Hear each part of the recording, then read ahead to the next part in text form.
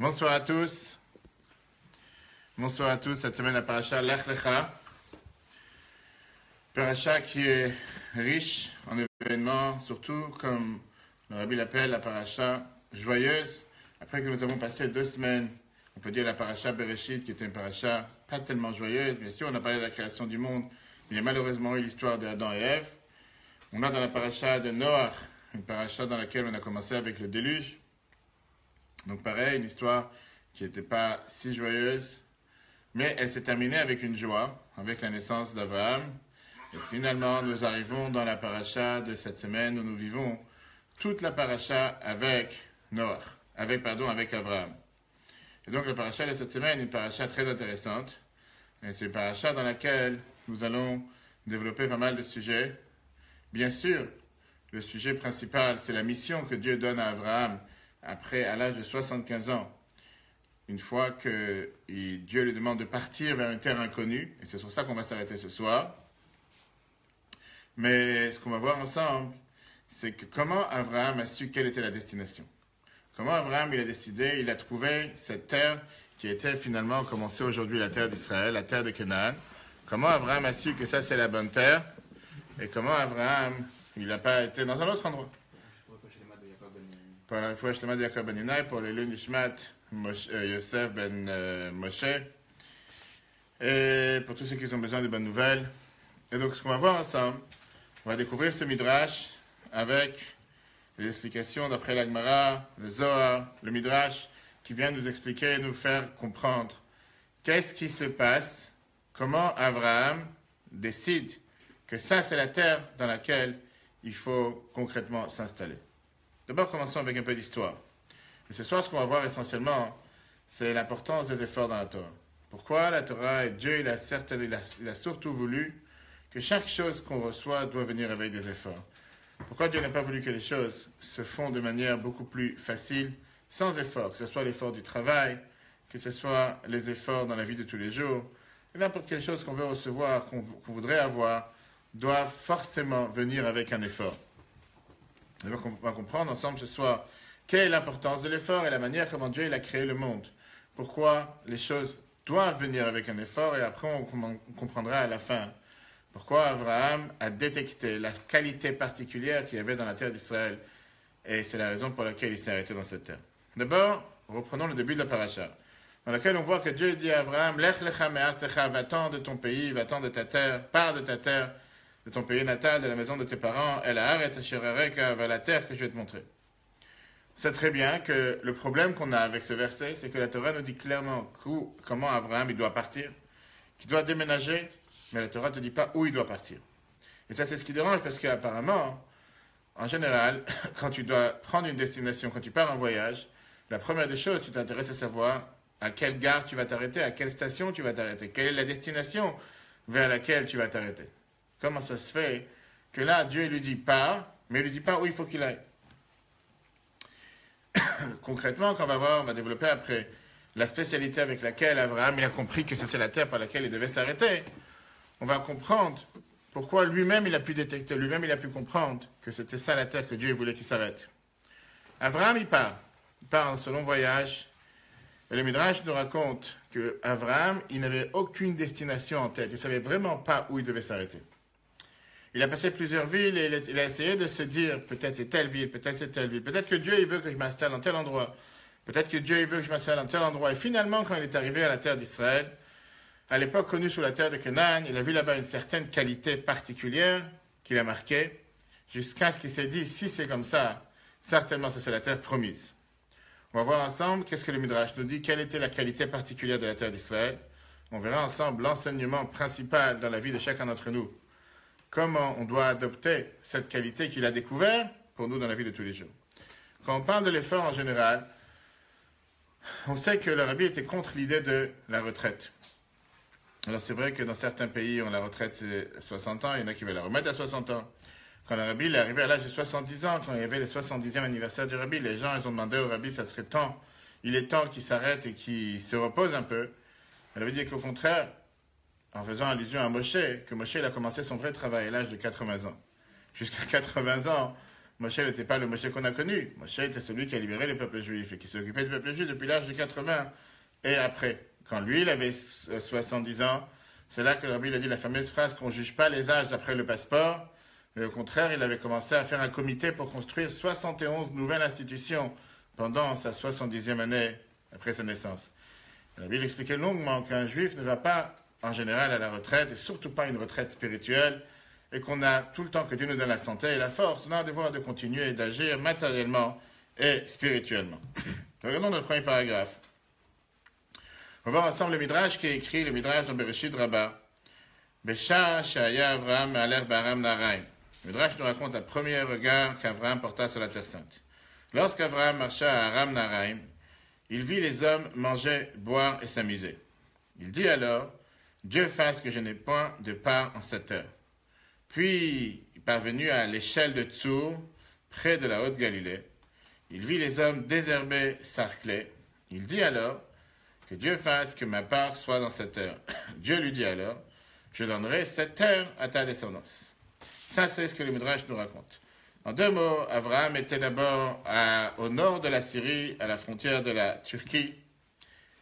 Aujourd'hui, c'est très dans les nouvelles. Ça, c'était à Aram Naharaim. Et il voit ces gens-là en train de boire, en train de s'amuser, en train de perdre leur temps. Et il dit à Dieu, j'espère surtout pas que ça, c'est la destination que tu m'as destinée. En train de perdre mon temps dans cet endroit. Une fois qu'il arrive à ce qu'on a appelé tout à l'heure l'échelle de Tsour, à la frontière d'Israël, là, il voit tout d'un coup que les gens sont en train de travailler la terre. Ils sont en train de, pas seulement travailler la terre, comme le Midrash nous raconte, c'était plus que travailler. C'était désherber, enlever les mauvaises herbes, sarcler la terre. Et là, Avraham, il se dit, j'aurais bien voulu rester dans cette terre. Et Dieu lui dit, si c'est comme ça, tu mériteras de recevoir cette terre, la terre d'Israël. Quel rapport avec le premier endroit et le deuxième endroit? Comment ça se fait que quand il voit les gens en train de boire, manger, perdre leur temps, il dit, j'ai pas envie de rester avec eux. J'espère que c'est pas ça la terre promise.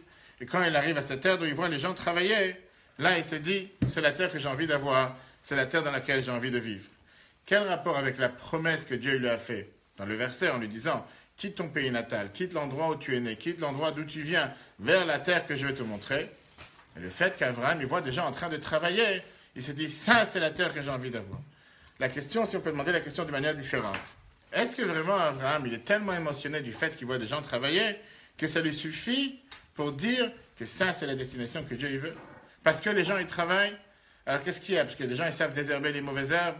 Parce que les gens, ils savent sarcler la terre. C'est pour ça que ça suffit suffisamment pour dire ça, c'est la promesse que Dieu lui a donnée. Et peut-être que Dieu cherche quelque chose d'autre. Peut-être que Dieu cherche quelque chose de spirituel. Pourquoi s'arrêter à la qualité travail?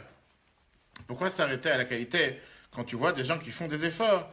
Tout d'un coup, tu te dis, ça, c'est certainement la bonne terre.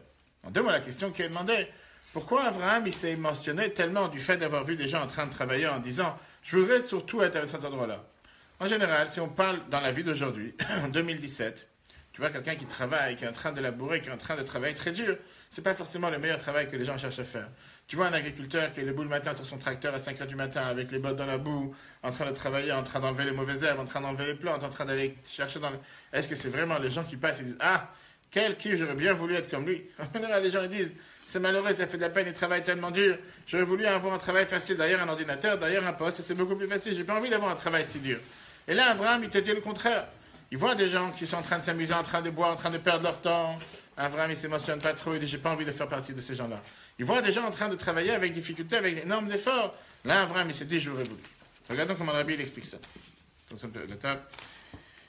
En quoi la promesse que Dieu donnera cette terre uniquement aux enfants d'Israël par l'héritage et la conquête est-elle liée au beau comportement de ses précédents habitants à l'époque d'Avraham? Parce qu'il voit les gens en train de travailler, quel rapport? Alors c'est bien de travailler, c'est quelque chose d'intéressant, c'est important l'effort. Mais ce n'est pas l'essentiel. On ne peut pas dire que ça, c'est ce que Dieu lui a promis, parce qu'il va travailler dur.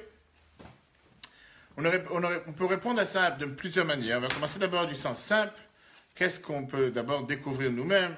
Et après, on verra ensemble qu'est-ce que la Gemara Sanhedrin nous dit et qu'est-ce que la Torah nous enseigne par rapport à le rapport de la Torah avec l'effort. On peut dire que le fait qu'Avraham il voit des gens qui travaillent dur dans une terre, ça montre la qualité des gens qui travaillent. Ça montre la qualité des gens qui y habitent. Tu vas dans un quartier, tu vois comment le quartier est entretenu. Tu dis certainement que c'est des gens bien qui habitent ici. C'est des gens qui savent être propres, c'est des gens qui sont civilisés, des gens qui savent respecter, des gens qui savent faire attention. Tu vas dans un quartier malheureusement où tout est cassé, tout est sale, il n'y a pas d'entretien. puis certainement que les gens ici ne font pas attention. Si les gens ils auraient fait attention les uns avec les autres, automatiquement le quartier aurait été mieux entretenu. Le Midrash nous dit qu'au contraire, parfois, des fois, en voyant qu'est-ce qui se passe sur une terre, c'est là qu'on peut découvrir quels sont les types d'habitants qui habitent sur cette terre. Tu vas dans un endroit où chaque fleur est bien traitée, où chaque poteau est bien peint, tu dis certainement, c'est des gens qui font attention à leur bien. Abraham, il voit ici des gens en train de travailler. Il se dit certainement, ça a une qualité sur les gens qui habitent dans cette terre, que c'est tous des travailleurs, parce que je vois que les gens ils sont en train de travailler. Bonsoir, bonsoir. Il voit que les gens sont en train de travailler, et il se dit c'est intéressant de travailler avec ces gens-là. Mais la question qui est demandée, est-ce que c'est suffisant? Est-ce que c'est une qualité suffisante pour dire ça c'est la terre que Dieu il a promis? Parce qu'au contraire, quand on voit comment la Torah nous décrit les gens qui habitaient en Israël à l'époque, c'était les habitants de Canaan, la Torah nous dit que c'était des mauvaises personnes. À tel point que c'était des mauvaises personnes qu'Abraham cherchait à les fuir. On voit ce que les Chachamim nous disent, on va tout de suite voir, dans Torah de Kohanim, que Dieu dit au peuple juif de ne pas imiter les actions que les gens de Canaan sont en train de faire. La Torah nous dit que c'est des actions mekul kalim, des actions qui sont mauvaises actions. Regardons tout de suite dans le chapitre 2. L'attitude des habitants de cette terre indiquerait-elle sa qualité intrinsèque? Voilà ce que le Midrash nous dit sur Torah de Kohanim. Le verset, les pratiques du pays de Canaan où je conduis, ne les imitez pas. Nous apprend que les Cananéens avaient le comportement le plus corrompu d'entre les nations. Et l'endroit destiné à l'installation du peuple d'Israël était plus corrompu que tous. À tel point que la Torah a dit au peuple juif, vous allez maintenant entrer en Israël, il ne faut surtout pas que vous venez imiter le comportement des gens, comment ils se comportent en Israël à l'époque. Comment peut-on dire aujourd'hui qu'Abraham, lui, il a vu le comportement, il a vu la manière comment il se comportait, et il a décidé, j'aurais voulu faire partie de ces gens-là, je pense que ça c'est un endroit important, je pense que c'est un endroit que ça vaut la peine d'habiter dans cet endroit-là. Et donc on revient à la question. La question, elle est peut-être en effet, le fait de voir des gens qui travaillent la terre, le fait de voir des gens en train de désherber, en train d'enlever les mauvaises herbes, en train de labourer, ça montre que c'est des gens qui travaillent.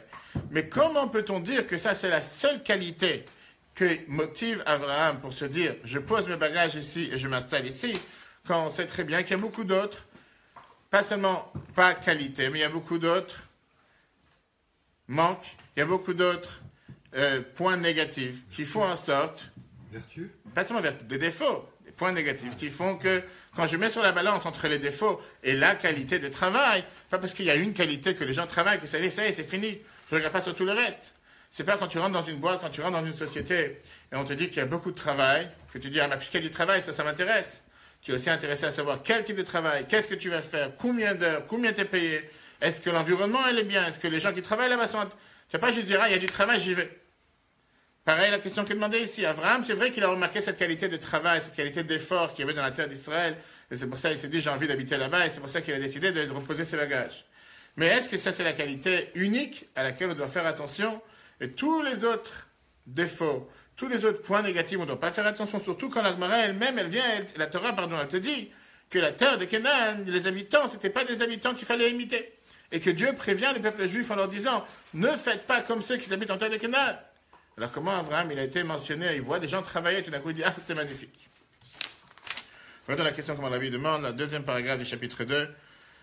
Comment peut-on affirmer que la seule qualité des Cananéens, le fait de travailler la terre, puisse contrebalancer tous leurs autres défauts, au point que cette terre fût celle qui convient aux Juifs? Ça n'a pas de sens, a priori.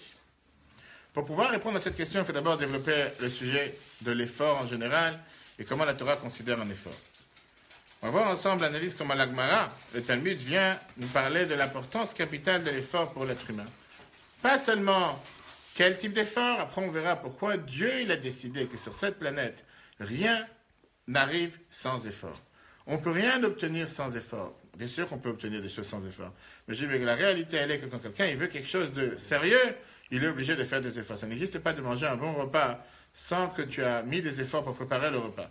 Ça n'existe pas d'aller dans un champ, de prendre la première chose qui pousse, ni éplucher, ni s'assurer que ça a d'abord été creusé, semé, labouré, puis récolté, puis peut-être cuit, pour pouvoir finalement en profiter. Rabbi Eliezer vient te dire la chose suivante.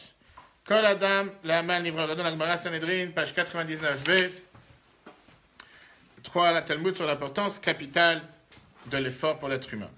La Gemara te dit comme ça. L'homme fut créé pour l'effort, ainsi qu'il est dit, l'homme est né pour l'effort. Ah, la Gemara te dit, mais quel type d'effort? Parce qu'il y a beaucoup d'efforts. Tu peux avoir un effort cérébral, tu peux avoir un effort en marchant toute la journée. Tu peux avoir un effort physique. Tu peux avoir un effort qui n'est pas cérébral, mais un effort manuel. Pas forcément tu dois mettre ta tête, mais tu dois toute la journée emboîter des boîtes, ou emboîter des box, ou je sais pas, mettre des boîtes dans des chaussures, ou mettre des cartons dans un camion. Il y a différents types de travaux que quelqu'un peut faire. Viens la Gemara, elle demande, quand on me dit, quand Job dit que une personne, comment Dieu l'a créé, l'être humain, c'est pour l'effort, je ne sais pas d'emblée s'il est créé pour l'effort de la bouche, ou bien pour celui du travail. De ce fait, il est dit dans les Proverbes, pressantes sont les exigences de la bouche, et l'on peut en conclure qu'il est créé pour l'effort de la bouche. Mais je ne sais pas encore s'il s'agit de l'effort de l'étude de la Torah, ou bien de celui de la discussion en général. C'est pour ça qu'il est dit dans Josué, ce livre de la Torah ne quittera pas ta bouche. Il faut en conclure que l'homme est créé pour l'effort de l'étude de la Torah. Et donc, on est en train de voir ici que la Gemara nous mentionne 3 types d'efforts. D'après ce que Rabbi Lazar il dit qu'il y a ce qu'on appelle l'effort tout court, ce qu'on appelle l'effort de la bouche, numéro 1. L'étude. Pardon, avant l'effort de l'étude. L'effort de l'étude, c'est le dernier. D'abord, la Torah te dit l'effort de la bouche, après il y a l'effort de la parole, et après il y a l'effort de l'étude. C'est quoi l'effort de la bouche? On va tout de suite voir qu'est-ce que ça veut dire, quel type d'effort, et est-ce que c'est un effort quotidien, est-ce que c'est un effort qu'on doit faire tous les jours ou pas. D'abord, analysons ce que le roi Salomon il a voulu nous dire. Shlomo HaMelech, le roi Salomon, il vient et te dit la chose suivante, Adam Lama Yulad. Un homme a été créé pour l'effort. De quel type d'effort il parle? Est-ce que ça veut dire se fatiguer à apprendre la Torah tous les jours? Ou bien il parle de vraiment travailler. Et si on parle de travailler, est-ce qu'on peut penser un instant que Shlomo HaMelech est en train de te dire que le but pourquoi Dieu il a créé l'humain, c'est pour le travail? Ça veut dire vraiment d'être, comment on appelle ça, un serviteur du travail, de se lever tous les matins à 5 heures, d'aller dormir tous les soirs à minuit, d'être toute la journée en train de courir, toute la journée en train de travailler. Est-ce que c'est vraiment ce que Shlomo HaMelech il a voulu? Pas forcément. On sait très bien qu'en règle générale, quand tu demandes à quelqu'un pourquoi tu travailles, personne ne va te dire qu'il travaille pour le travail. En règle générale, quand tu demandes à n'importe quelle personne pourquoi tu travailles, il y a toujours une raison derrière. Ou pour avoir un salaire, ou pour gagner sa vie, ou pour être en bonne santé, ou pour mais travailler juste parce qu'il veut, il aime travailler. Même si quelqu'un il aime travailler, on aime tous travailler, mais il y a une raison derrière le travail. Le travail, c'est pas un but en soi. Le travail, c'est un moyen pour arriver à un but. Ça se peut que tu as certaines personnes qui travaillent parce qu'il faut travailler, parce qu'ils ont les comptes en banque pleins, ils n'ont pas besoin de travailler. Mais néanmoins, ils veulent s'entretenir parce que s'ils ne vont pas travailler, ils vont devenir complètement fous à la maison. Mais dans la norme, en général, le travail en soi n'est pas un but en soi. Et donc, bien sûr qu'on travaille pour pouvoir gagner sa vie. On cherche à gagner sa vie pour pouvoir être en bonne santé, pour pouvoir faire ce que Dieu il attend de nous pour un juif, faire Torah et mitzvot. Mais est-ce que le travail en soi a un but en soi? Est-ce que dire, comme Shlomo HaMelech, le roi Salomon, il te dit, Adam Lama Yulad, l'homme a été créé pour l'effort. C'est-à-dire que si tu veux vivre sur cette planète, en pensant que tu vas rester assis à la plage toute la journée en train de bronzer, change de planète. D'après le roi Salomon, le but pourquoi l'humain a été créé, c'est pour travailler. On parle de faire des efforts. Et si tu ne veux pas faire des efforts, cherche-toi une autre planète. Alors quel type d'effort il parle? Dire que le roi Salomon te parle seulement d'un effort physique, un effort de travail, c'est dur à croire. Il n'y a pas d'autre chose qu'on peut faire dans la vie à part travailler durement. Alors la Gemara l'analyse, c'est ce qu'on appelle dans le langage talmudique. Avamina, ça veut dire avoir une certaine vision. Peut-être qu'on est en train de parler, on est en train d'analyser quel type d'effort il parle. Est-ce que ça veut dire l'effort de la bouche? Qu'est-ce que ça veut dire l'effort de la bouche? Pour parler. On va voir après qu'est-ce que ça veut dire. La différence entre l'humain et l'animal, c'est que l'animal ne parle pas. Alors oui, il y a le langage des animaux, que le roi Salomon y parlait, mais en règle générale, la différence que la Torah nous dit entre les 4 différentes catégories que Dieu a créées sur Terre, entre le minéral, le végétal, l'animal et l'humain, c'est que l'humain, la qualité première qu'il a, c'est qu'il parle, qu'il a une tête, qu'il réfléchit. Parce que l'animal ne parle pas forcément. Il parle son langage, il ne parle pas un langage pour les humains. Et donc la question qui est demandée, peut-être quand le roi Salomon était dit que l'homme est né pour l'effort, on parle de l'effort de la bouche. Utiliser ta bouche pour réfléchir, pour diagnostiquer, pour échanger, pour élaborer. Et tout ça c'est fait avec la bouche, en réfléchissant, en parlant, en analysant. Peut-être c'est de tel type d'effort qu'il parle. Pas forcément un effort, mais la question qui est demandée tout de suite, on sait très bien que la Torah nous dit qu'il vaut mieux fermer sa bouche que dire des bêtises. La Mishnah te dit, la maxime de nos pères, Siyag la chachma shtika, que comment on peut savoir, comment on peut devenir intelligent en se taisant. On ne parle pas maintenant des paroles de Torah ou pas. On parle parler pour parler, la Torah elle est contre. Qu'est-ce que juste parler pour parler, dire des bêtises? Et est-ce qu'on peut dire que c'est ça que le roi Salomon est en train de nous dire? Que le but pourquoi l'homme a été créé, c'est pour parler? Pour montrer qu'il est supérieur à l'animal, pas ça qu'il sait parler. Il y a des animaux qui parlent toute la journée aussi. Et ce n'est pas pour autant que ça, c'est la qualité suprême de l'homme. On sait que quand la Gemara analyse différentes idées, en train de débattre, est-ce que c'est ça ou ça, et à la fin, on a toujours l'idée finale. L'idée finale, on sait que quand on parle d'une halakha, on te dit que Eilu va Eilu divrei Elokim chaim, soit l'un, soit l'autre sont les paroles de Dieu, mais la halakha doit être tranchée comme une personne. Au final, tu ne peux pas faire plaisir à tout le monde. La halakha, c'est où c'est permis, où c'est interdit. Tu ne peux pas dire, lui, il a raison, lui, il a tort. Alors, ce qu'on explique en général, c'est qu'aujourd'hui, qu'on est en exil, la halakha doit forcément être tranchée d'après une avis. Et comme Mashiach va venir, on verra comment ça peut être adapté d'après tout le monde.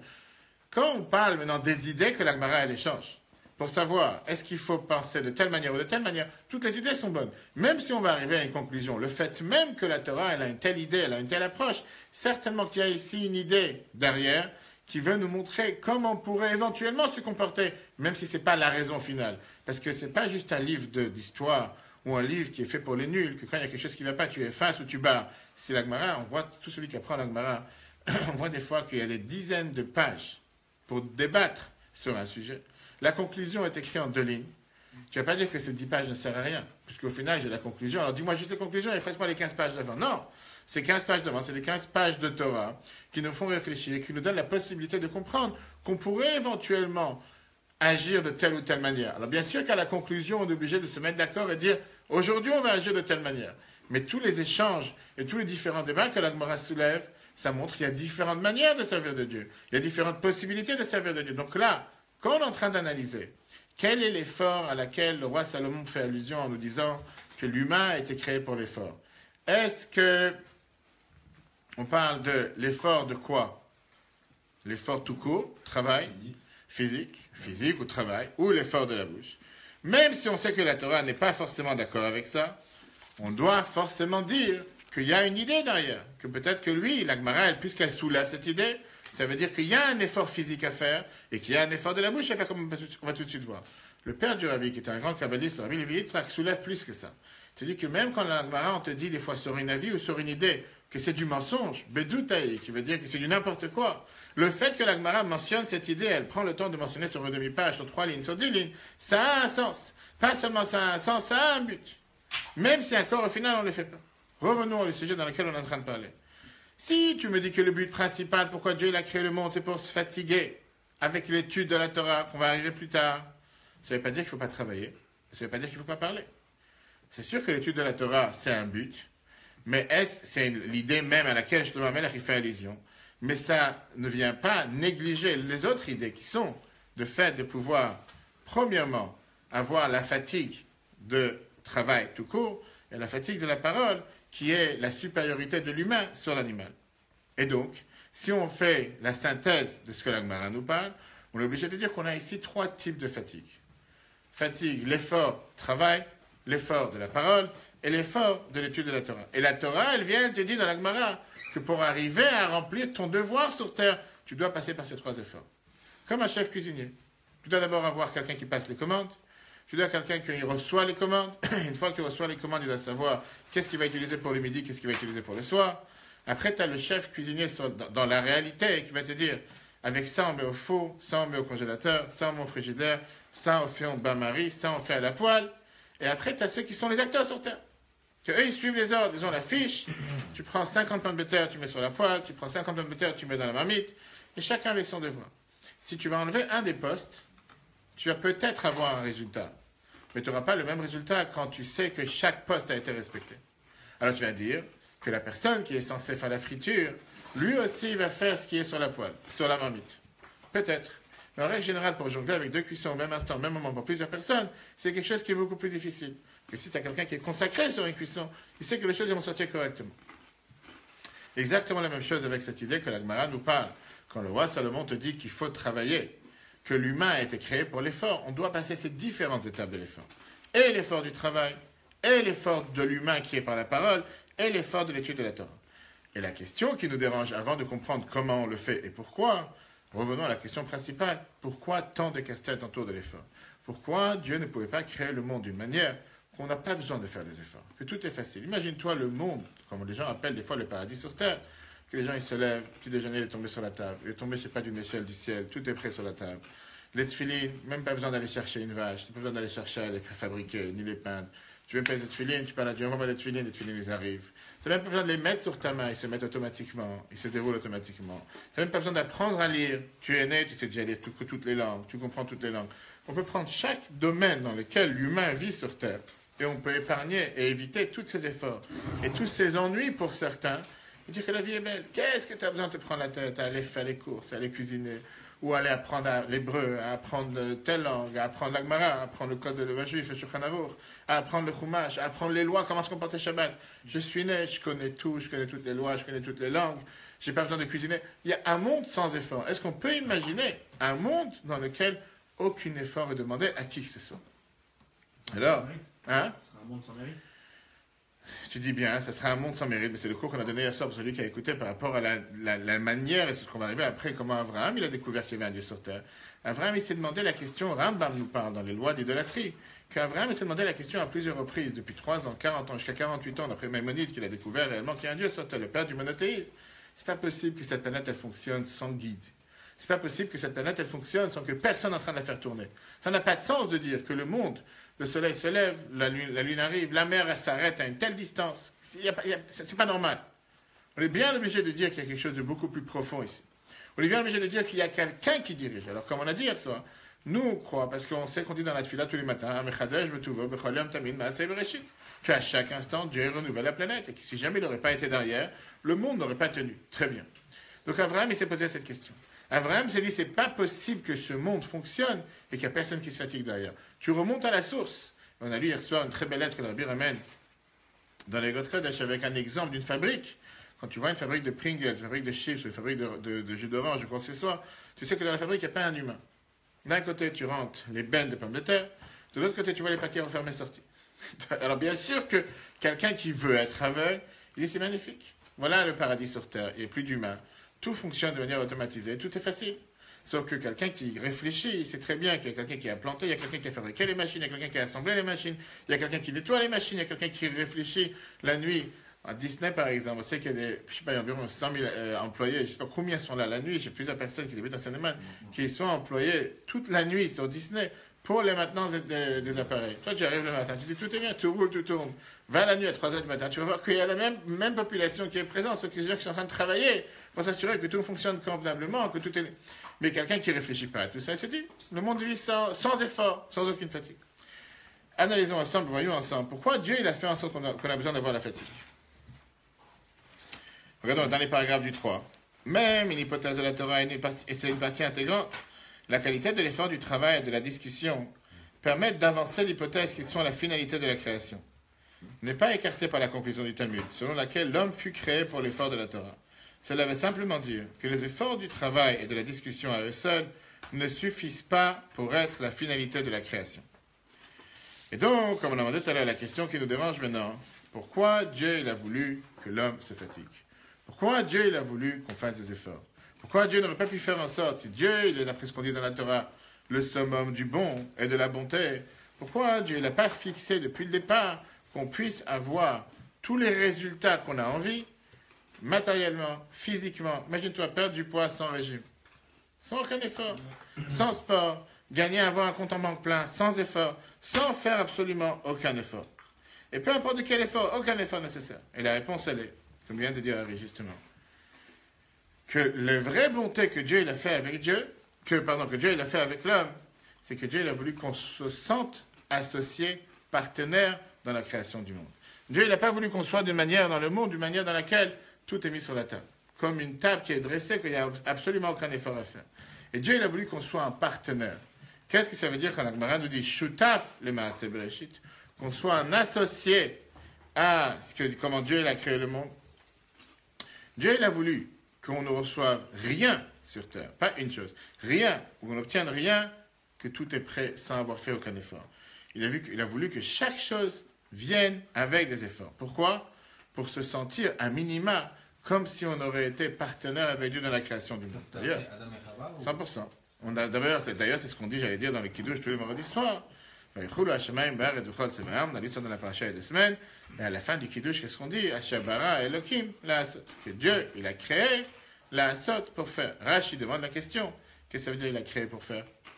Qu'est-ce qu'il a créé pour faire? Tout est déjà fait. On est en train de dire que Dieu se repose. Qu'est-ce que Dieu il a créé pour faire?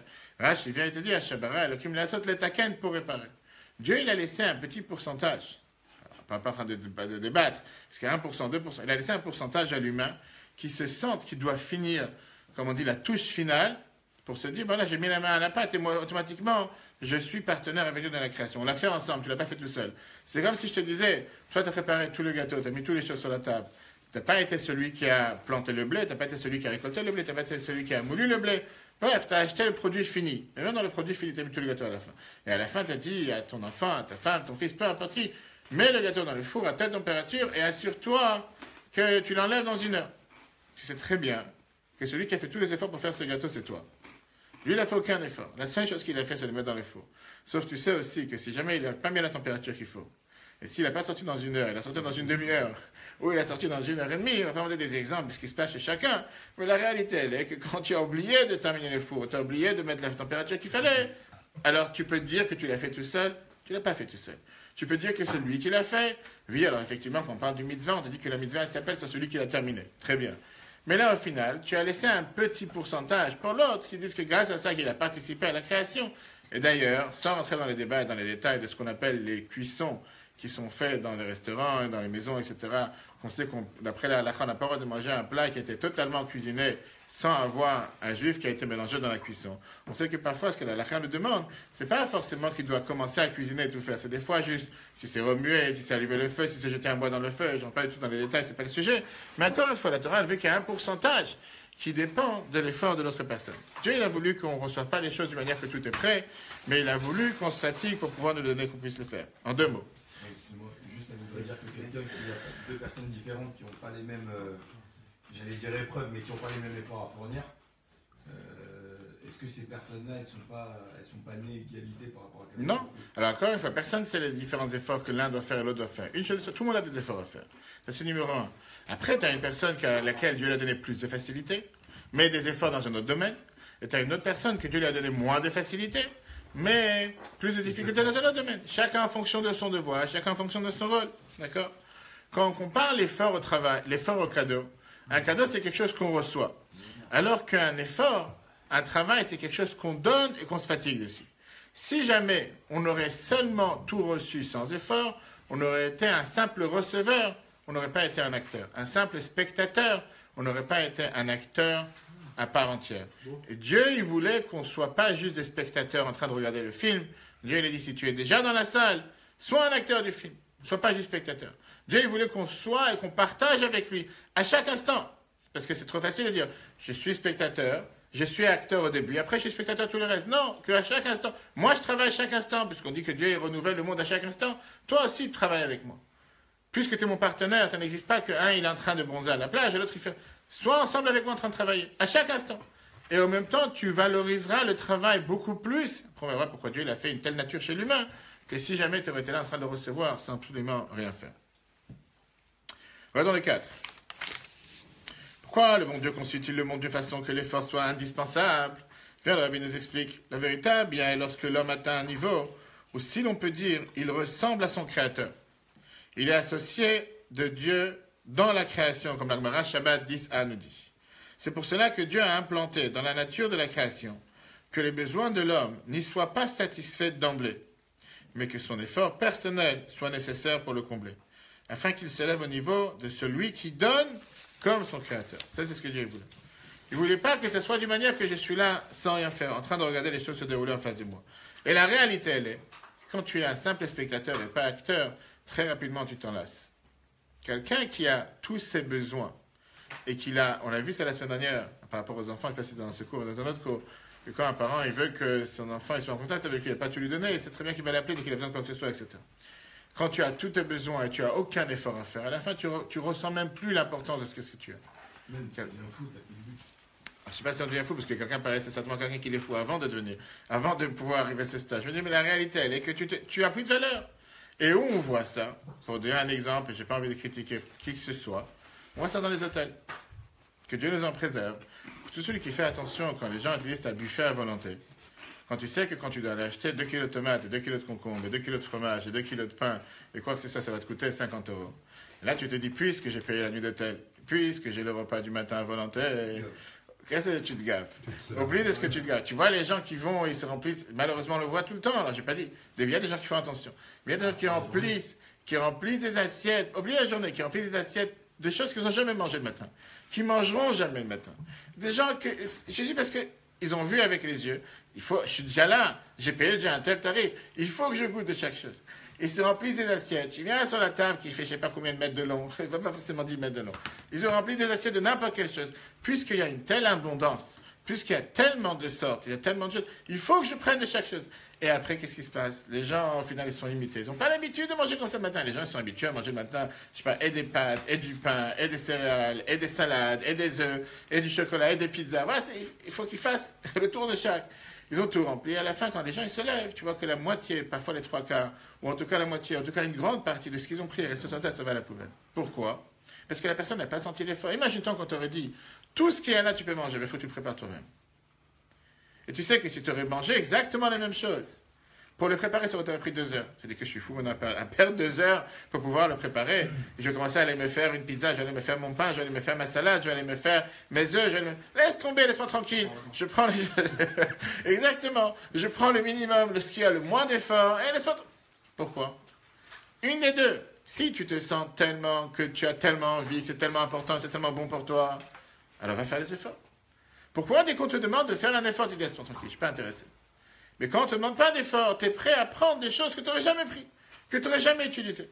Parce que puisque c'est ce qu'on appelle totalement sans effort, automatiquement tu ne valorises pas. Alors que si ça aurait été fait avec des efforts, tu valorises différemment.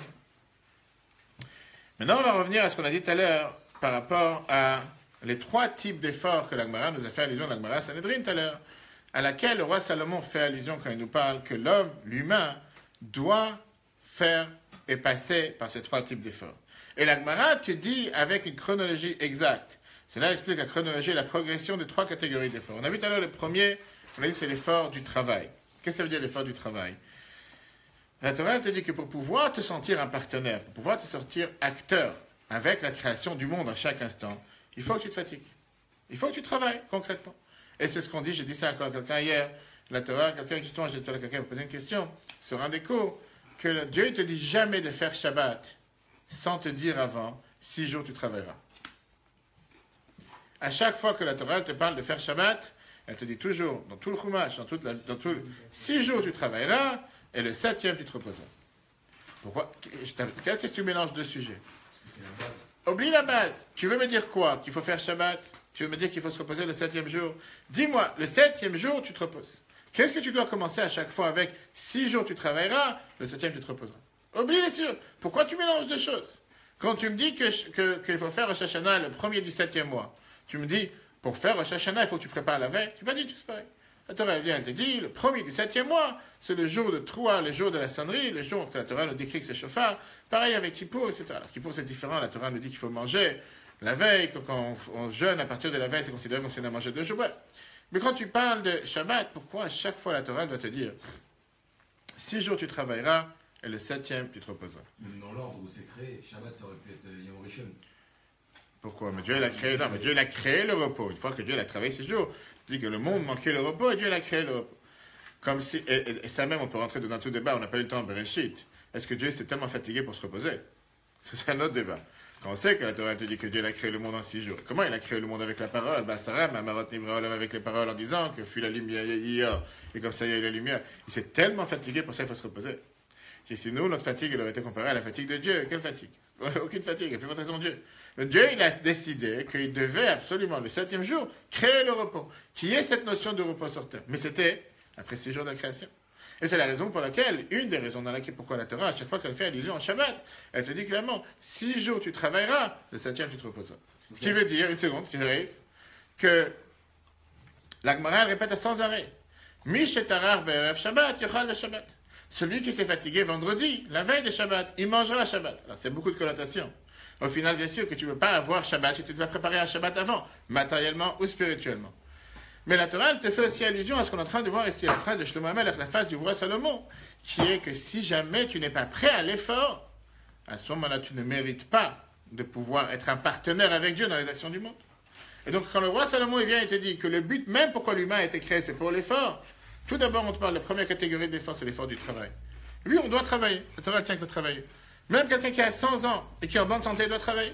Dans ce cas-là, les personnes qui étudiaient à la yeshiva, à l'école Elman, etc., ils n'avaient pas concrètement. Je répondrai après à cette question. Ça, c'est la première base. Partir en vacances, c'est la source, ça veut dire Hein? Genre partir en vacances, c'est la source. Pourquoi c'est assaut? Bah, si travaille pas. Mais au contraire, dormir, c'est assaut.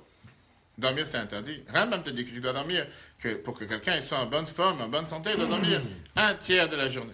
8 heures, 8 heures, 8 heures. 8 heures, 8 heures. Rambam, Maïmonide. Prends Maïmonide, il est de haute. Est-ce que ça veut dire qu'aujourd'hui, tout le monde doit dormir 8 heures? Alors, Rambam te dit clairement, tu as des gens que pour eux, ça leur suffit certaines heures. Et tu as des gens que pour eux, de 8 heures, c'est juste le début de la nuit. Rambam, il écrit 8. Rambam, il écrit 8. Je montre dans les de haute. Ok, et donc, mais encore une fois, Rambam, c'était il y a 1000 ans. Encore une fois, tu as des gens aujourd'hui que pour eux, c'est peut-être, ils n'ont pas tellement besoin. Tout dépend des gens. En tout cas, ce qui est sûr, c'est que ce n'est pas la première halakha qu'il faut respecter à la lettre. D'accord? Au passage. Comment on devient associé à Dieu? Par ça, d'abord, que tu travailles comme Dieu il attend de toi. Seulement quand tu travailles comme Dieu il attend de toi de travailler, à ce moment-là, tu deviens un partenaire avec Dieu dans les actions du monde. C'est-à-dire que si tu fais un travail qui est contre la volonté de Dieu, si tu fais un travail qui n'est pas dans les règles comme Dieu il attend de toi de travailler, tu n'es pas un partenaire avec lui. Tu es un partenaire avec lui quand tu es là de manière constructive, pas le contraire. Regardons le premier paragraphe, chapitre 5. La progression de l'effort de l'homme, l'influence qu'il exerce dans le monde, sur le monde par son travail. Il s'agit de l'effort qui permet à l'homme d'exercer son influence sur la création, sur les minéraux, les végétaux et les animaux du monde, pour devenir ainsi l'associé de Dieu dans la création. Lorsque l'homme s'efforce dans son travail en respectant les règles de la Torah, il influence et fait en sorte que toute la création soit comme il se doit. Et c'est ainsi qu'il devient l'associé du monde dans la création. Et d'ailleurs, c'est pas par hasard que l'Agmara nous dit que la première question qu'on demande à quelqu'un à 120 ans, une fois qu'il est arrivé dans le paradis, au Gan Eden, Nasata venatata be'emuna. Est-ce que tu as fait du commerce? Est-ce que tu as travaillé avec Emouna, avec foi en Dieu, comme les règles que la Torah te demande? Qu'est-ce que ça veut dire une chose pareille? Pour répondre à ta question. Quelqu'un qui n'a pas travaillé devra répondre à cette question. La Torah te dit que la première question qu'on demande quand quelqu'un il arrive à 120 ans dans le monde en haut, est-ce que tu as travaillé avec Emouna, avec foi en Dieu? Est-ce que tu t'es comporté dans le travail comme il fallait? Et si quelqu'un va dire j'ai cherché du travail, Dieu va dire continue à chercher. Qu'est-ce que tu veux? Alors encore une fois, on parle de qu'est-ce que Dieu il attend de nous. Et après, on n'est pas en train de limiter à un certain travail. Ça, c'est la première base. Parce que le roi Salomon, il te dit le travail, qu'est-ce que ça veut dire? Que l'homme est né pour l'effort. L'effort numéro 1, c'est le travail physique. Travailler, se fatiguer, pas recevoir tout sur un plateau. Deuxièmement, on en parlait tout à l'heure, deuxième point qui était Amal Sikha, l'innovation de l'homme par la parole.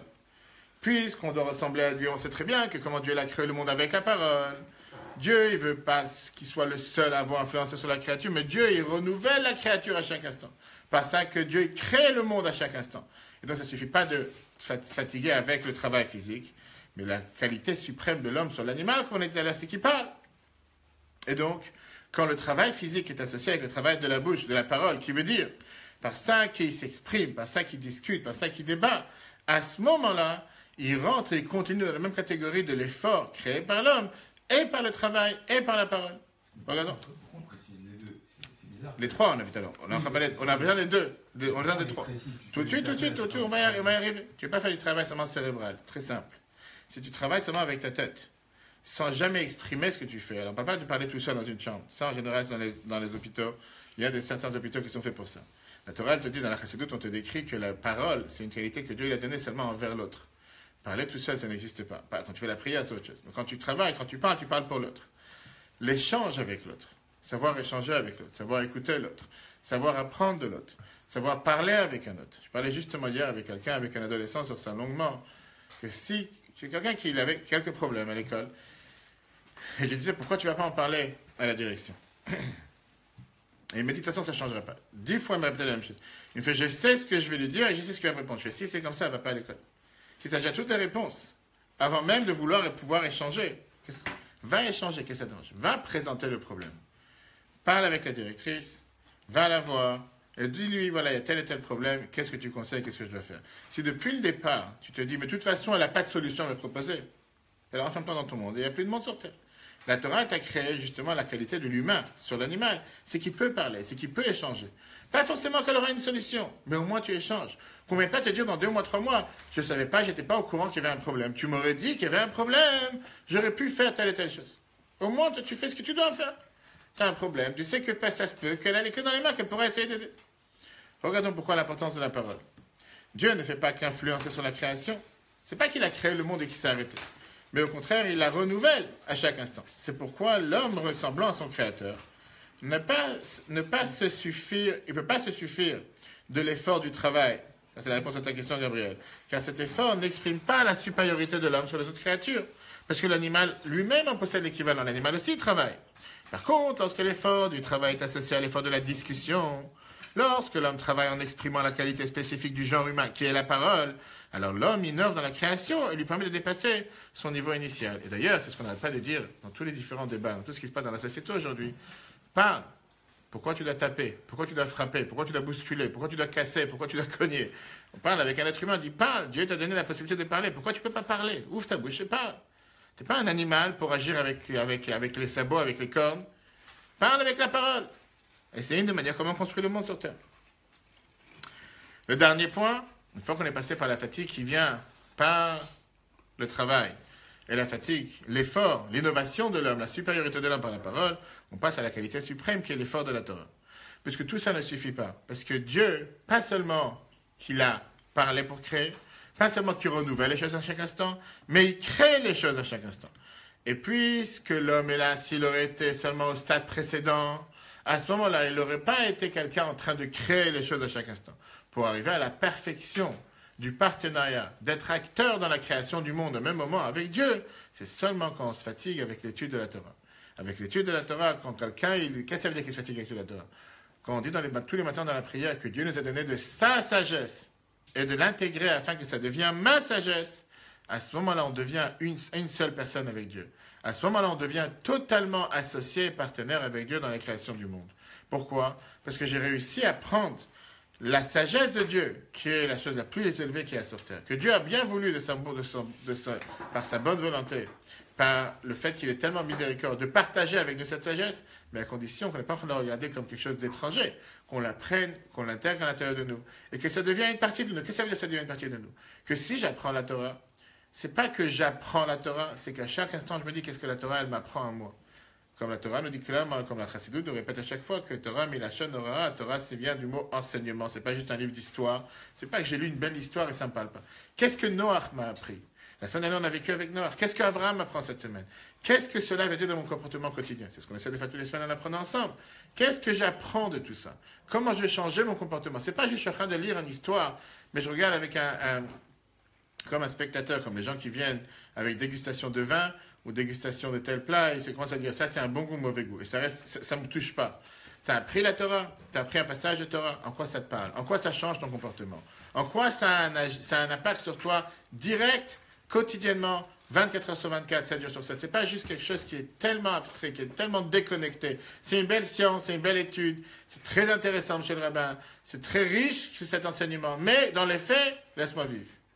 Si la Torah te parle, si tu as réussi à intégrer la Torah, si c'est devenu une partie de toi-même, automatiquement ça doit te changer dans le plus profond. Alors on n'a pas dit qu'on va changer en un instant, on n'a pas dit qu'on va changer en une journée, parce qu'on est tous humains, et Dieu n'attend pas de nous d'être parfaits, et on ne peut pas être parfait, mais au moins quand j'apprends quoi que ce soit, me dire qu'est-ce que cela veut dire pour moi, comment moi je change et comment moi j'agis. Regardons dans le 3e paragraphe du 5. Lorsque l'homme investit sa parole dans la Torah, qui est l'enseignement du Créateur. Or Dieu et sa sagesse ne font qu'un. Lorsque l'homme s'efforce dans son étude au point que celle-ci devienne sa Torah, alors il unit le Créateur et la création et il ressemble ainsi à son Créateur. Et il est son associé dans la création. Là, il devient l'associé par excellence. Il s'est tellement attaché avec Dieu, grâce à la Torah, que ça devient Torato, ça devient sa Torah. Ça devient plus quelque chose de déconnecté, ça devient quelque chose qui est pas seulement une base dans sa vie, mais l'essence même dans laquelle il va vivre. Pas qu'il apprend, et qu'il rentre à la maison, il devient encore une fois un animal. Pas qu'il apprend, mais une fois qu'il est rentré à la maison, il se dit, la Torah, laisse-la dehors. Mais que la Torah fait partie intégrale de sa vie. Et c'est à ce moment-là qu'il est vraiment partenaire avec Dieu. Et à ce moment-là, il accomplit ce que le roi Salomon nous a dit. Pourquoi un être humain a été créé pour l'effort. Avec ces 3 types d'efforts. Tout ça, c'était déconnecté du monde. Maintenant, on va rentrer très brièvement dans le chapitre 6, parce qu'on va arriver surtout dans le chapitre 7. Avec la réponse à la question qu'on a demandé tout à l'heure, pourquoi Abraham il s'est arrêté sur Israël? Parce qu'il a vu des gens travailler, il s'est dit, ça c'est la terre que Dieu m'a promis. On a demandé tout à l'heure la question principale qui était, comment se fait-il? Parce qu'il a vu des gens travailler, pour ça c'est la terre promise. Et tous les autres points négatifs qu'il y avait là-bas, ça ne l'a pas concerné. D'abord, regardons comment ces trois types d'efforts sont mis au quotidien dans la vie de chacun d'entre eux. C'est quoi la question? Non, c'était par rapport à l'étude de la Torah, c'est un effort, je viens de dire. 100%. Donc quand on arrive au ciel, Kacha va nous poser la question, qu'est-ce qu'on a travaillé avec... Oui, on a dit qu'il faut les trois. On a dit qu'il faut que un. On a dit qu'il faut aller... C'est trois étapes. C'est trois étapes, mais que tu peux les utiliser tous les jours. Et tu as et la fatigue, D'accord. et la parole, et la Torah, les trois au même instant. Ah, C'est pas trois moments dans la vie. Non, c'est trois. trois on va tout de suite voir. C'est trois dans... Regarde le prochain paragraphe. Comment, explication la plus profonde des trois catégories d'efforts dans la vie d'un juif. Ces trois catégories d'efforts, ce sont trois niveaux d'attachement du juif avec Dieu. Numéro 1. D'abord, on a dit tout à l'heure la fatigue du travail, l'effort du travail. Ça veut dire concrètement parlant, puisqu'au final, il faut tout éplucher de manière qu'on puisse manger, qui est travailler en ayant la émouna, en ayant la foi en Dieu, que c'est lui qui gère la planète, c'est lui qui nourrit le monde, et que Dieu va m'envoyer la bénédiction dans mon travail. C'est un ordre, ça, hein? Non, ça c'est la manière d'agir. On va expliquer les trois types d'efforts à laquelle le roi Salomon il fait allusion. On va voir qu'est-ce que ça veut dire dans la vie quotidienne. Quand je parle du travail, c'est de ne pas penser un instant parce que je me suis levé à 5 heures, parce que je n'ai pas mis mes tefilines, parce que je n'ai pas fait ma prière, parce que je n'ai pas eu le temps, parce que j'avais des choses beaucoup plus importantes à faire. Et qu'à la fin de la journée, parce que j'ai eu la chance de rencontrer un Lubavitch, de aller dans un endroit où il y avait quelqu'un qui avait une paire de tefilines à 7 heures du soir, juste avant la coucher du soleil, j'ai dit, maintenant je vais mettre... Là, j'ai réussi ma journée. Comment ça devrait être? Me dire que puisque je suis convaincu que la panassa, c'est Dieu qui me l'envoie, bien sûr, à travers mon employeur, à travers mon travail, à travers tout ce qu'on veut, mais au final, c'est lui qui envoie la bracha dans mon travail, c'est lui qui envoie la bénédiction dans ce que je fais. Comment je peux négliger les demandes que Dieu me demande en se disant, je vais faire passer ces demandes à la fin, et je vais passer ce que moi j'ai besoin de faire au départ. Ou bien, parfois, ne pas travailler sans respecter les règles que l'Halakha nous demande de respecter, en se disant, de toute façon, c'est moi qui est important.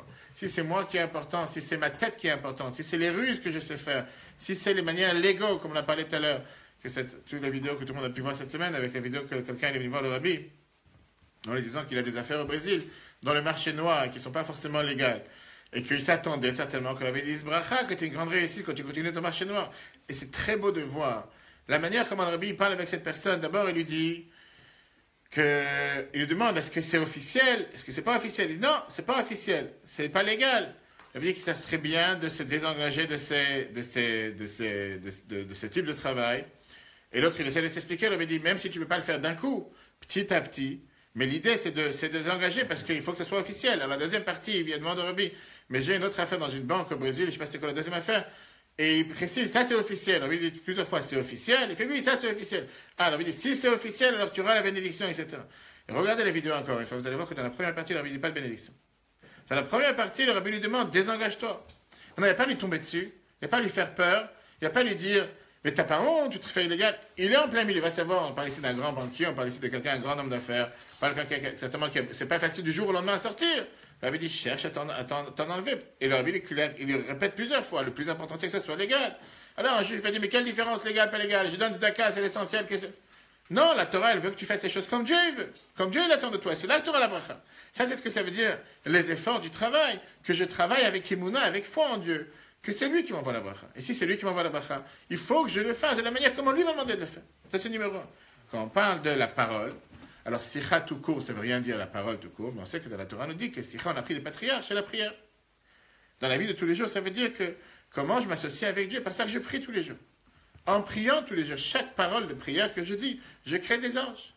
Il n'y a rien de mal de prier à Dieu, même quand je pense que j'ai rien besoin. Même quand je pense qu'aujourd'hui c'est un jour normal. J'ai pas un problème de santé, j'ai pas un problème de travail, je suis en vacances, j'ai rien besoin. Justement, c'est là il faut prier. Parce que prier ne veut pas dire besoin. Prier, ce n'est pas seulement quand il y a un devoir. Prier, c'est pour remercier Dieu. Juste pour parler, avoir un dialogue avec Dieu. Il n'y a rien de mal de parler avec Dieu, même si je n'ai pas besoin. Un enfant n'appelle pas son père seulement quand il a besoin de quelque chose. Et si la seule relation d'un enfant et ses parents, c'est seulement quand il a besoin de quelque chose, il y a un problème dans la relation. Si la seule relation, c'est parce que j'ai besoin de quelque chose, alors ça veut dire que le jour qu'il n'a plus besoin, il n'a plus l'appeler. le jour où il est autonome, le jour où ça y est, il est parti, il a pris l'envol, il n'a plus appelé ses parents parce qu'il n'a plus rien besoin. En bon terme, il peut appeler ses parents pour savoir comment ils vont, comment ça va, discuter avec eux, sans forcément sentir qu'il a besoin de quelque chose. Et enfin, la Torah. Oui, le fait de se consacrer à l'étude de la Torah, par ça, on change la nature dans le monde dans lequel on vit. Parce que quelqu'un qui apprend la Torah, il pense de manière Torah, il travaille de manière Torah, il mange de manière Torah, il vit de manière Torah, il devient une personne de Torah. C'est pas juste quelqu'un qui l'a appris, comme on l'a dit tout à l'heure, qu'il est déconnecté, mais ça devient tout son être. Tout ce qu'il va faire, il va se demander la première chose. Qu'est-ce que la Torah dit sur ça? Comment la Torah analyse cette situation? Comment la Torah voudrait qu'on parle de cette situation? Comment la Torah voudrait qu'on agisse dans cette situation? Et pas se dire d'abord je fais les choses et après je vais savoir si la Torah elle permet ou elle ne permet pas, si on peut ou si on ne peut pas. Regardons dans le texte. 6. L'effort du travail. Faire son travail consciencieusement, en ayant foi en Dieu qui assure la subsistance et lui accordera sa bénédiction. B. L'effort de la discussion, s'investir dans la prière, tel que le sage l'affirme, il n'est de discussion que la prière. La Gemara Brachot 26b. Et troisièmement, l'effort de l'étude, s'adonner et s'investir dans l'étude, à servir entièrement son intellect et sa logique à celle de la Torah. Maintenant, on va terminer avec, chers amis rapides, avec la réponse à la question qu'on a demandé tout à l'heure, qui est la question, comment ça se fait qu'Abraham, il a pris ses bagages, Dieu lui a dit, va vers la terre que je te montrerai. Il lui a pas dit où? Il atterrit dans le pays où il voit des gens travailler, en train de désherber, en train de couper, en train de nettoyer les mauvaises herbes, et il s'est dit, je m'arrête ici. De la même manière que dans le peuple juif, on a ces trois types d'efforts, pareil dans la terre d'Israël. La terre d'Israël, il y a aussi ces trois types d'efforts. D'abord, la terre d'Israël avait été donnée aux 7 nations qui existaient à l'époque, pour que le peuple juif la reçoive. Pourquoi? Parce que Dieu voulait que ça ne soit pas Eretz Agoïm, la terre des nations, mais Eretz HaKodesh, la terre sainte. Et comme on répète à chaque instant et à chaque fois, il n'y a pas une langue dans le monde dans laquelle la terre d'Israël ne s'appelle pas la terre sainte. En hébreu, Eretz HaKodesh, en anglais, the Holy Land, en français, la terre sainte, et n'importe quelle autre langue dans laquelle tu parles, c'est appelé la terre sainte. Qu'est-ce que c'était la terre sainte? La terre que Dieu a bénie, la terre dans laquelle la lumière de la Torah éclaire à chaque instant. Pourquoi Abraham, il s'est attardé dessus? Parce qu'Abraham, il comprenait quelle est la raison pourquoi Dieu voulait qu'il parte sur terre. Et Abraham, qui a suivi, qui a été le premier à découvrir qu'il y a un Dieu sur terre, alors que jusqu'à Abraham, il y avait tous ces idolâtres qui étaient là en train de prier à la pierre et au bois et au soleil et à la lune, et comme on l'a parlé longuement dans le cours hier soir, Abraham, il a découvert que là, ici, je vois des gens qui sont prêts à faire des efforts. Je vois ici des gens qui travaillent, pas seulement qui travaillent, mais qui agissent avec un travail qui est pas, ça va pas de soi. Alors on a parlé la semaine dernière, même si on a 1000 ans d'histoire de différence, que Noach, une des raisons pourquoi Noach a été appelé Noach, c'est parce que la Torah nous dit que jusqu'à l'époque que Noach soit né, les gens ils vivaient, ils étaient nés avec des doigts qui étaient collés. Hein, comment tu dis ça? En moufle. Comme les doigts de canard ou les doigts des oies. Et que Noach était le premier à avoir les doigts séparés. Et les gens dans sa génération se sont dit, certainement c'est lui qui va inventer la pelle. Parce qu'à l'époque, quand ils creusaient la terre, ils creusaient avec leurs mains. C'était des pelles en lui-même. Et c'est ce qu'il a inventé. Noach, même s'il était à 1000 ans de différence avec Abraham, il est né en 1076, Abraham est né en 1948.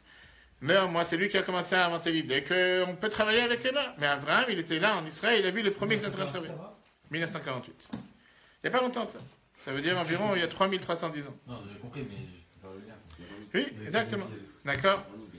Écoute, c'est très simple. Tu sais qu'on est sorti en 2448 d'Égypte. C'était le... Par ça qu'il a vu qu'ils étaient en train de travailler, c'était la préparation qu'après la prière d'Abraham, qui était le deuxième niveau de travail, d'effort, qui était la prière d'Abraham, Abraham s'est dit, si c'est comme ça, c'est certainement que ça, c'est la meilleure terre pour mes enfants. Ça, c'est la terre que Dieu veut me donner. Pourquoi? C'est la terre dans laquelle on va recevoir la Torah. C'est la terre dans laquelle la Torah va s'exprimer. Les trois se sont exprimés. Il a vu l'effort, il a prié, et grâce à ça, il s'est dit que la valeur de la Torah s'exprime. Et la réalité, elle est qu'aujourd'hui, à part la terre d'Israël, il n'y a pas un autre endroit sur terre où la terre a des mitzvot. On apprend la Torah dans le monde entier. Mais tu ne peux pas prendre ici un morceau de terre et faire une mitzvah. Pas que la Shemitah, toutes les mitzvot qui sont autour de la terre d'Israël, avec la Shemitah, avec la Trouma, avec le Maaser, il y a des dizaines de choses. Que la terre est sainte. La terre a cette sainteté. C'est pour ça qu'il faut manger la terre. Et c'est pour ça d'ailleurs que c'est dans cette terre qu'il y a aussi tellement de difficultés. Parce que plus que la Gdusha, elle est tellement forte, et comme on sait ce que la Chassidut nous explique, que plus la Gdusha est forte, plus le contre-Gdusha est fort, plus les forces du mal sont fortes. Parce qu'à chaque fois qu'il y a une lumière très forte, il y a une opposition à la lumière qui est très forte. Que parfois dans les autres endroits du monde, on ne trouve pas cette opposition. Regardons dans le texte. Abraham investit des efforts pour découvrir Dieu, le maître du monde. De même, la transformation de la terre d'Israël passa par ses efforts. Du travail des Cananéens, de la prière d'Abraham et l'étude des descendants d'Abraham. Le Midrash. Prenons l'exemple d'un homme en voyage qui passe devant une cité éclairée. Il dit, cette cité n'aurait-elle pas de maître? Le maître de celle-ci l'observa et lui dit, je suis le maître de la cité. Ainsi, Abraham recherchait et se disait, ce monde serait-il sans maître? Alors Dieu l'observa et lui dit, c'est moi le maître du monde. Viens, le rabbi nous dit la chose suivante. La terre d'Israël fut donnée dans un premier temps aux 7 peuples, afin que les enfants d'Israël fassent la conquête de ce pays et la transforment d'une terre des nations en Eretz Israël. Et s'il rajoute ici un point qu'on a vu avec nos yeux dans notre génération, des terrains qui étaient vides, des terrains qui étaient déserts, des terrains dans tout Israël, nord, sud, est, ouest, qui étaient déserts, qui étaient non exploités, non exploitables, destinés à jeter, destinés à la ruine. Arrive le peuple juif, prend une terre déserte dans les 4 coins d'Israël et transforme. Si ça, c'est pas la meilleure preuve de la réalisation de ce qu'Abraham il a vu dans son temps, en disant il a vu des gens en train de travailler avec tous les défauts qu'il y avait. Vous voyez tout à l'heure qu'il y avait des défauts. La Torah nous dit clairement que les gens des Canaan, ce n'étaient pas des gens qu'il fallait imiter. Mais Abraham, il a vu des gens qui sont capables de prendre une terre déserte, sans oublier la bénédiction divine qu'il y a avant. Ne pas faire cette erreur. Grâce à la bénédiction divine, et grâce à la fatigue humaine, et grâce aux forces de la Torah, à rendre ce terrain qui est un terrain totalement désert, totalement non exploitable, que aucune autre nation a su utiliser. Quand tu vois juste les nations tout autour, quand tu vois juste les endroits tout autour, quand tu vois les différences de ce qui est fait dans un si petit pays, dans un si petit morceau de terrain, parce que les gens disent à chaque fois en allant d'Israël, en revenant, on n'arrête pas de construire des tours et tout sans arrêt. Mais dans les détails de technologie, dans les détails de médecine, dans n'importe quel autre moyen avec lequel on voit aujourd'hui comment Israël est une lumière sur les nations, grâce à la bracha que Dieu la voit à chaque instant. Ça, c'est la preuve même de qu'est-ce qu'Abraham, il a dit. Ça, c'est la terre que j'ai envie. Imagine-toi qu'Abraham, il aurait dit Ouganda. Abraham, il s'arrêtait en Afrique. Il aurait dit, j'adore Ouganda. J'ai rien contre, je sais pas, s'il y a des gens qui écoutent Ouganda, rien contre eux. Mais imagine-toi qu'Abraham, il aurait choisi, je sais pas, une autre terre sur terre. Va savoir, je sais pas qu'est-ce qu'il aurait choisi. S'il aurait trouvé peut-être une île quelque part. Il aurait dit, je sais pas, l'île Maurice. Il aurait trouvé une autre terre. Qu'est-ce qu'il a fait qu'Abraham s'est senti attaché? Il s'est dit, ça, c'est la terre de mes enfants. Ça, c'est la terre que je veux que Dieu me la donne. Regardons la suite. Un pays éclairé, d'une manière évidente par la lumière de la Torah, transcendante le monde. Ainsi, c'est précisément le fait qu'Abraham observa l'effort du travail, fourni par les habitants de ce pays, qui prépara le fait que par la suite, grâce à la prière d'Abraham, l'effort de la discussion, qui demanda à Dieu que ma part soit dans cette terre lui sera attribuée, puis à sa descendance après lui, afin qu'il en fasse un pays éclairé par la lumière de la Torah, transcendant la création. De là, on voit la réponse à ce qu'on a dit tout à l'heure avec le roi Salomon.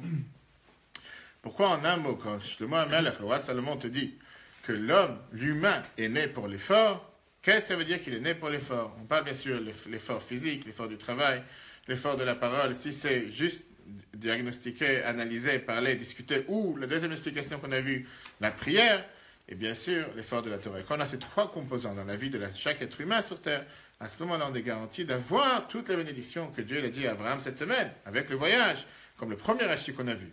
En général, quand quelqu'un voyage, et il perd de l'argent, et il perd des fatigues, et il n'a pas des enfants, pourquoi? Parce qu'il est en plein voyage, il n'a pas de quoi s'asseoir, faire une famille, etc.